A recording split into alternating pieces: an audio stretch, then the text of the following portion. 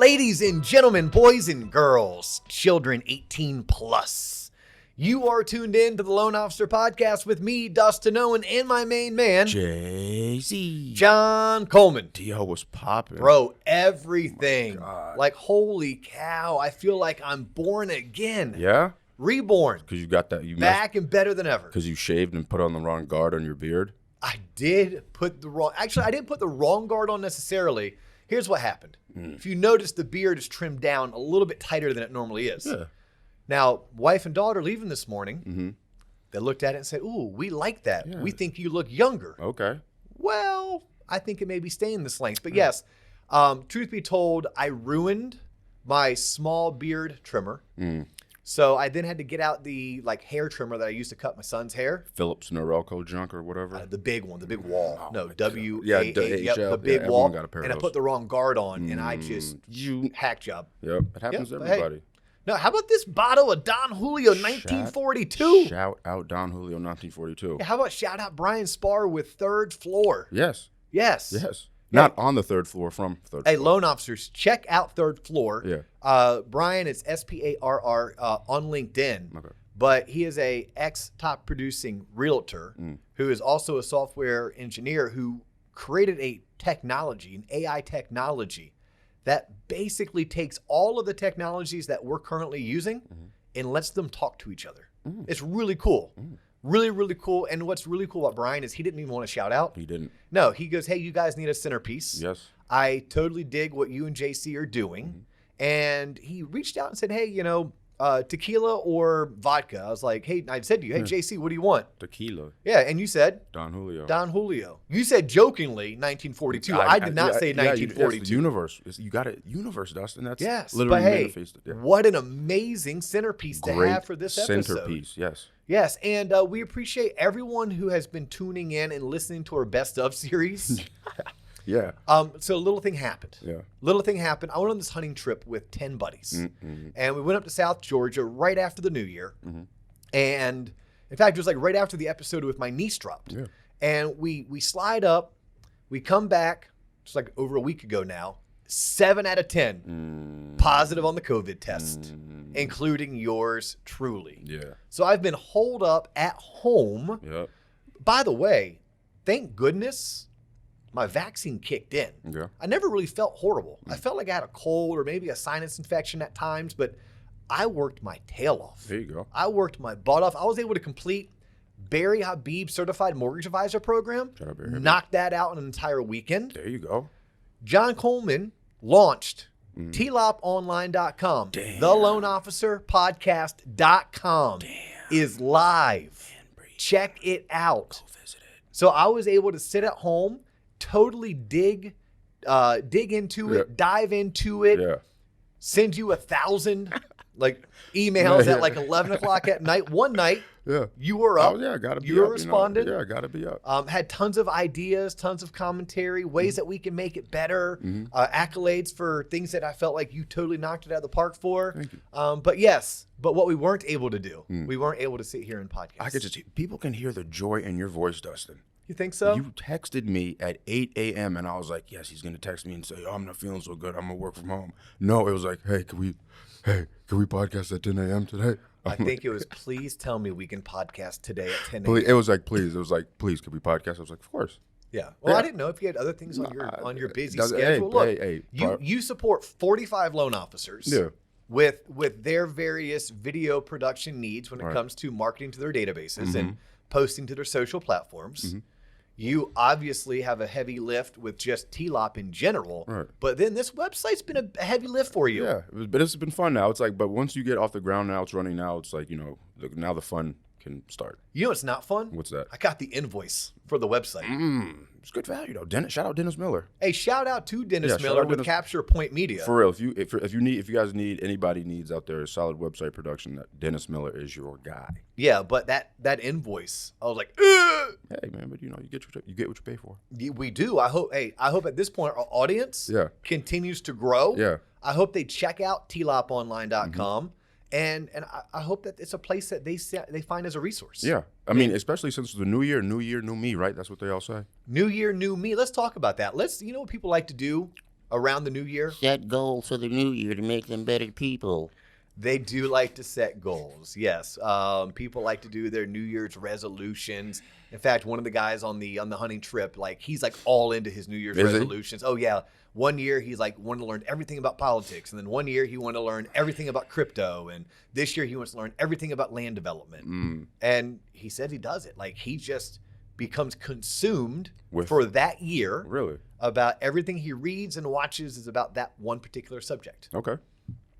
Other people make, some ridiculous claims like, I'm going to become a completely different person. I'm like, well, maybe not. Maybe not. But we do need to goal set. Yes. We do. We need to goal set periodically. But, ending one year and beginning another is a great time because you tend to have data. And I love to goal set with data. So today's episode, we're going to talk about setting goals, and more from a business standpoint than a personal standpoint. If and when possible, I'll maybe intertwine the two. But it's that time of year where here we are, January of 2022. We just ended 2021. We should start looking at our successes from last year as well as our opportunities that were presented to us last year and figure out what 2022 is going to look like or what the new year is going to look like. Yeah. And we do so by setting goals. But we can't set goals just willy-nilly. I'm gonna increase my production 3,000%, and I'm gonna meet all new realtors, and I'm gonna increase my book of business. You wait. Possibly, Yeah. but how? Like possibly, but how? Like my big thing right now has been running, right? Like we talk about, by the way, because of freaking COVID, third time in 24 months, I trained for a race that I did not run in. Yeah, I tested positive on a Wednesday. I had the Disney half marathon on a Saturday. I had to cancel it. Thank goodness I'm traveling to New Orleans next month for the rock and roll half marathon. And there's a phenomenal chance that I will not be sick because I should still have the entire antibody within my system from having it. But nonetheless, if someone were to say, I want to run a marathon in 2022 and they've never run ever, I may tell them, that's a lot you're trying to bite off at one time.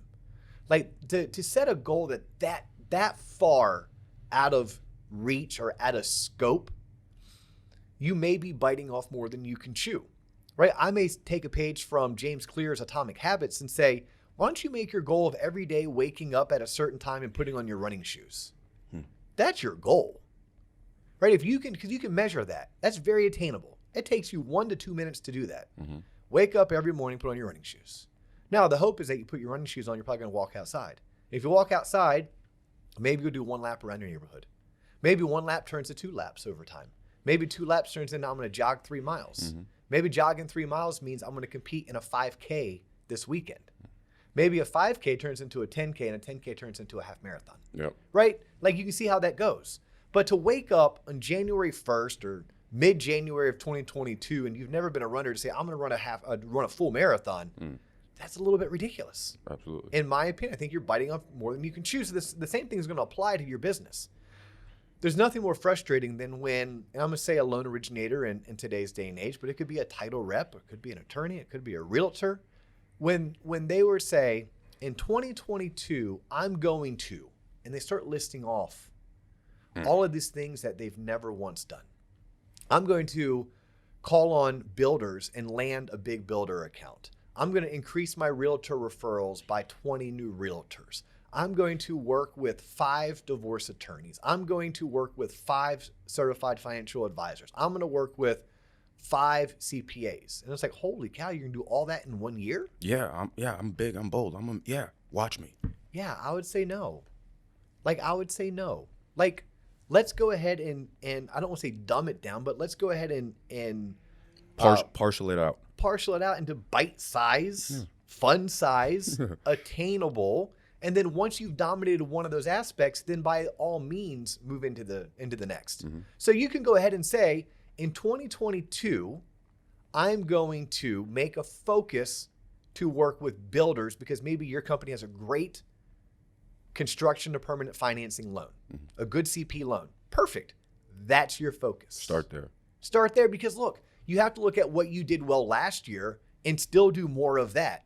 If what you did last year really well was work your past client database and market to realtors, you're still going to have to do that. But if what you're going to try to add to it is builders, and add builders to it. If you had this dream and this goal that you're going to call on financial advisors, maybe even get a certain designation that would help you interact better with financial advisors, don't do it until you've dominated your first goal of becoming a known resource for the custom home builder community. Right? And I think that's where people get it wrong, is that they try to go from not running to running a marathon.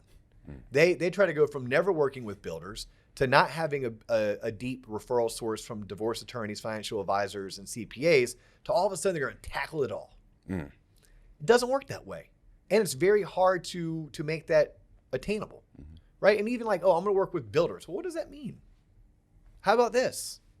I'm going to meet with one new home builder a week. Okay, but what do you have to do to meet with one home builder a week? I'm going to call, text, or email 5 home builders a day for the goal of meeting with one a week, for the end goal of closing 2 transactions a month that are referred to me by a local builder.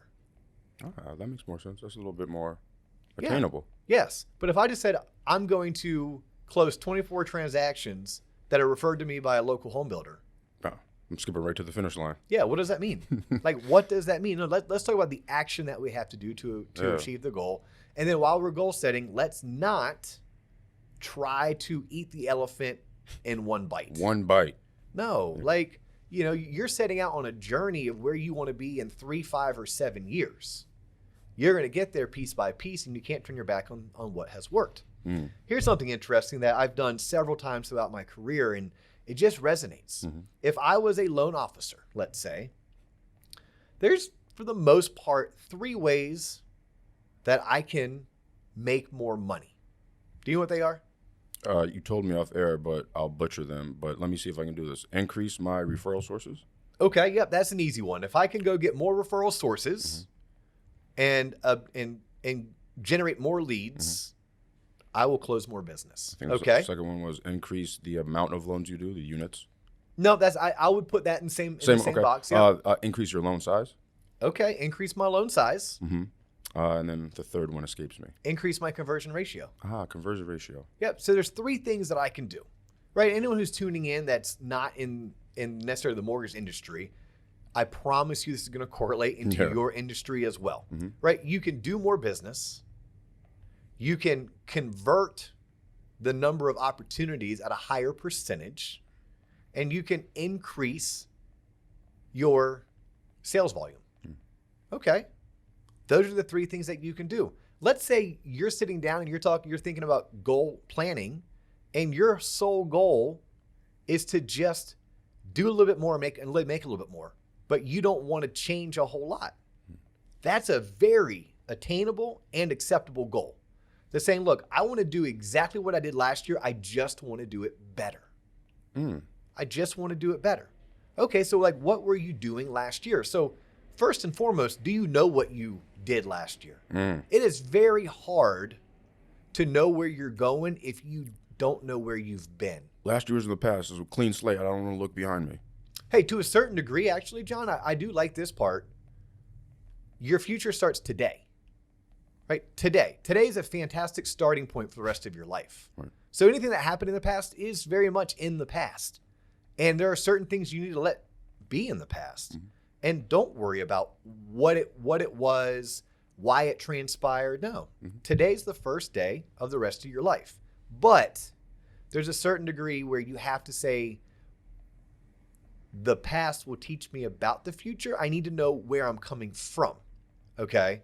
And what I need people to know in sales, we are taught, know your numbers. Do you know your numbers? How many leads convert into how many transactions, at what average loan size, at what commission rate to make what on your W-2? So when you're goal planning, it is imperative that you know, hey, loan officers, how many leads did you receive last year? Now, I'd want to dig deep. Where'd they come from? Who referred them? Who referred you the most? Who referred you the least? How many of your leads were refinances? How many were purchases? But you at least need to know how many leads did you receive or did you generate? And then how many units did you close? And then when you divide the units closed by the leads, you get a conversion, a lead conversion. Did you convert at 10%, 15%, 20%, 25%? That way, when you're preparing for the future, you can ask yourself, well, how many leads do I need to close the units that I want to close? If I'm used to closing 20% and I want to close 10 transactions, then I need 50 leads. Gives you a good benchmark number to just know where you need to hit to just get, Yeah, but if I need 50 leads and I was only receiving 40 leads on average last month or last year, then what do I need to do? I need to increase my lead sources. Okay, great. Now, what if your lead conversion ratio was 15% and the industry average is 20%? Maybe you don't need necessarily to generate more leads. You need to do a better job of converting those leads. So then you'd have to ask yourself, what are you currently doing to increase your lead conversion? What is that initial conversation like when you talk to the borrower? What is your lead, excuse me, what is your lead follow-up system like? Do you even have one? Right? Those are all ways that are you meeting people face-to-face or Zoom to Zoom? Are you making yourself wildly accessible via text or cell phone? Right? These are all things that we can do as sales professionals that we can increase our lead conversion, because maybe you're getting enough leads, you're just not converting at a high enough. Right? You mentioned loan size. Right? For loan officers and for realtors get paid based on the purchase price or in the sales price. Loan officers get paid on the loan amount. Well, the people who are sending you leads, are they sending you the types of leads of people who also have higher loan sizes? Or, we've done episodes on this in the past, are you fishing in the wrong pond? Right? If you're constantly calling on a certain market, and that certain market is maybe flush with first-time home buyers who need down payment assistance, and those particular loans come at smaller loan sizes, then maybe you need to start looking for other referral sources who don't necessarily sell homes in that market. Maybe you need to go 2 zip codes over, and you need to go where people aren't buying first-time homes utilizing down payment assistance. So maybe they're going in the move-up market. You know, the area that people move to when they've on their 3rd job since graduating college, their 5th promotion, and they just had their 3rd kid. Where are those neighborhoods? Where are those realtors and builders who are selling and building those homes? Right? So there's 3 ways a loan officer can increase the amount of money they make on an annual basis. They can increase your leads. And then you can increase your lead conversion, then you can increase your loan size. So when you're sitting down and you're talking about goal setting, I'm going to encourage anyone, especially a mortgage loan originator, to think about those 3 things. Just like I'm going to encourage you to not try to eat the elephant in one big bite, right? Don't try to do all 3 at one time. Focus on one until you dominate it. Focus on, hey, I need to increase the number of leads. Okay, great. For the next 12 weeks, you need to get out there, probably complete the 12-week challenge, and you need to get belly to belly and face to face with more potential referral sources, because you don't have enough referral sources that are hitched to your wagon. Once you've dominated that, maybe you start putting into place opportunities for you to increase your lead conversion. Look at your systems, look at your processes. What's that lead intake like? Are you doing it, or is an assistant doing it? Are you doing it? Are you forcing someone to go to your website? You know, are you having a high trust conversation up front, or are you not? Is your conversation better than the one that the consumer would have received if they called their bank or that online lender, or is it the same exact? If it's the same exact, then you need to change that. You need to do a better job up front of differentiating yourself, of building high trust with the consumer, so that they're more tied into what you're going to do and what you're going to offer and why it's important they work with you. And then if you've already dominated those 2 things, now you need to start looking at, of your referral sources, which of them are referring you the clients that are bringing in the loan sizes that are going to help you increase your average loan size? Like, think about this. If you increase your average loan size by just 10%, let's say you're an average loan originator, you did 18 million last year. If you did 18 million last year, by the way, I would call you more than average. But let's say you had 18 million. Well, if you increased your average loan size by, and let's just say of your 18 million for giggles, your average loan size was $200,000, right? So if you did an average loan size of $200,000 and you increased the average loan size from 200 to 220, that means you probably closed somewhere in the ballpark of, let's see here, 70, 80, 90. You probably did about 90 transactions. Mm-hmm. Well, 90 transactions times 20,000 is what's 9 times 2 is 1.8 million. So you did another same units, but you did an extra 1.8 million in volume, which means you made probably an extra $20,000 by doing the same exact business, but just by increasing your average loan size. Right? So like those are things that loan officers need to be thinking about when they're doing their goal planning is, am I generating enough leads? If not, go fix it. Am I increasing, am I converting at a high enough ratio? If not, go fix it. And then am I fishing in the right ponds? If not, go fix it. Ideally do all three. And then that's just working on what worked for you last year and just getting better at it. If you really want to take your business to the next level, now we start thinking about adding on one extra silo or one extra piece to the puzzle that you didn't have last year. Mm-hmm. Whether it was working with a home builder, working with CPAs, working with financial advisors, working with divorce attorneys, etc. Right. I have a question for you. Yes. What, in your opinion, would work better? Someone that increases the volume, or the quality of the leads they already have? Like, hey, I'm just going to focus on getting like hella more leads, so I'll work with 50. Or should I focus, rather than focusing on the leads I have and just doing a better quality job of following up and maintaining those leads? 9 times out of 10, it's going to be a volume thing. Get more leads. Okay.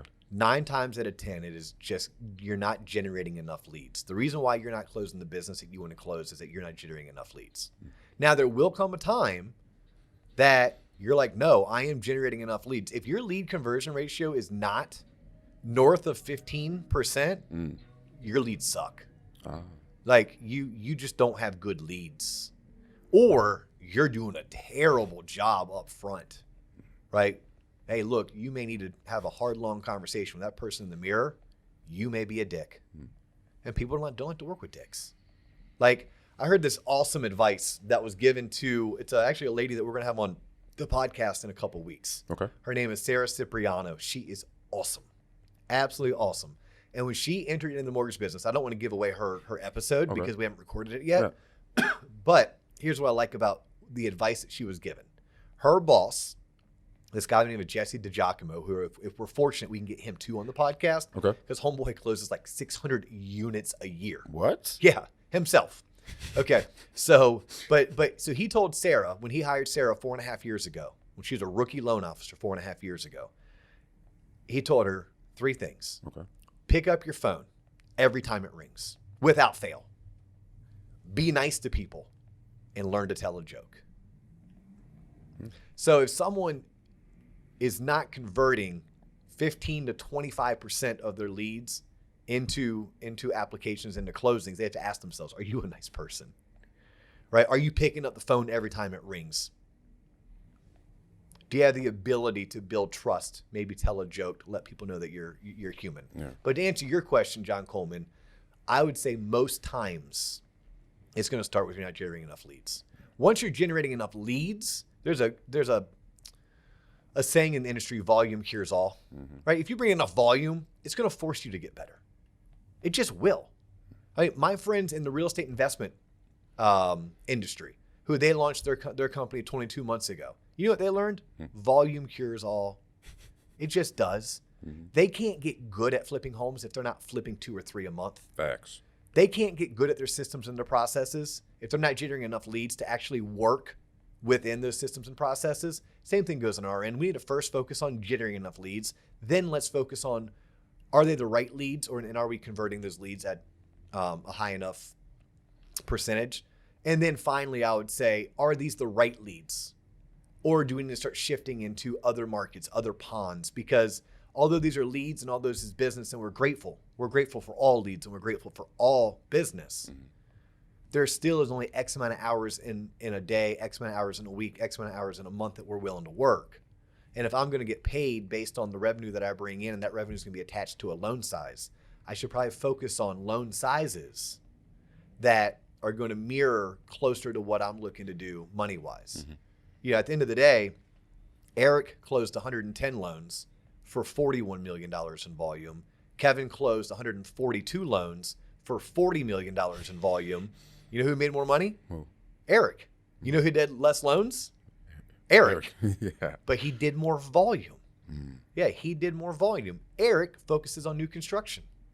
New construction brings in a higher average loan size. And it's not a knock on Kevin. Kevin has a really good average loan size. But compared to Eric, he doesn't. So that's something that as a loan officer, if you're Kevin and you want to not let Eric outproduce you, although he did 32 less loans than you, then what you're going to need to do going forward is have a long, hard look at where the business is coming from and try to go build some relationships with other entities that would bring you business that would have a higher loan size. Sometimes it's by moving geographically from one market into the other, or sometimes it's getting out of one silo and into another.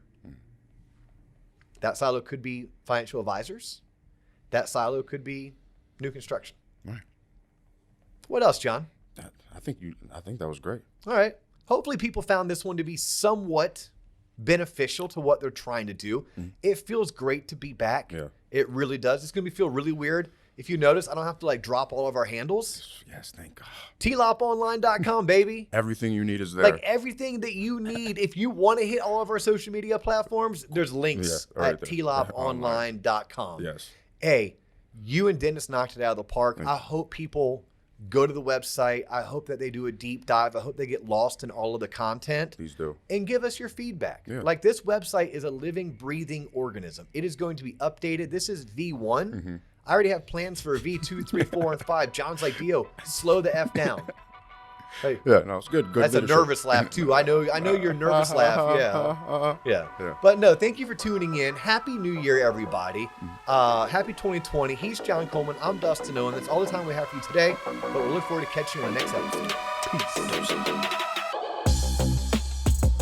Peace.